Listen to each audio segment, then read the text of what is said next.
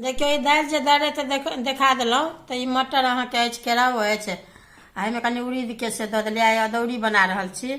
एहिमे एतेक हींग दै छियै आ ई देखियो काटि कऽ एतेक आदी देबै, अपन जतेक आदी खाइ छी ताहि अनुकूल आदी एतेक देबै। तऽ हम एतेक ई अहाँके दऽ रहल छियै, छील कऽ धो देलियै काटि कऽ छोटे छोटे। ई मिक्सीमे पिसा जायत तऽ मिक्सीमे हम पीसै छियै। देखियो दालि पीस लेलहुँ। आब जेनाकि पीसलहुँ हँ, ई तुरते एना कऽ देबै पानिमे तऽ देखियो नहि फूलत। तऽ एकरा बेसी फेनैके नहि रहै छै, देखियो डूबि गेल तऽ 2-4 बेर ने से एना एना खाली कऽ देबै। बेसन रहै छै तऽ बेसी फेनऽ पड़ै छै आ एहि दालिके बेसी नहि फेनऽ पड़ै छै।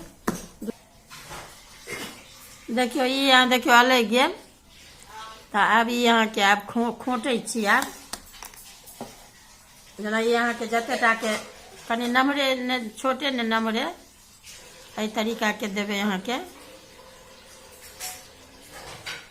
एना कऽ कऽ सभटा खोँटि लेब।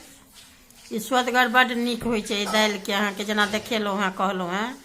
एक बेर जरूर देखबै बना कऽ। देखियो ई खोँटि लेलहुँ। आब ई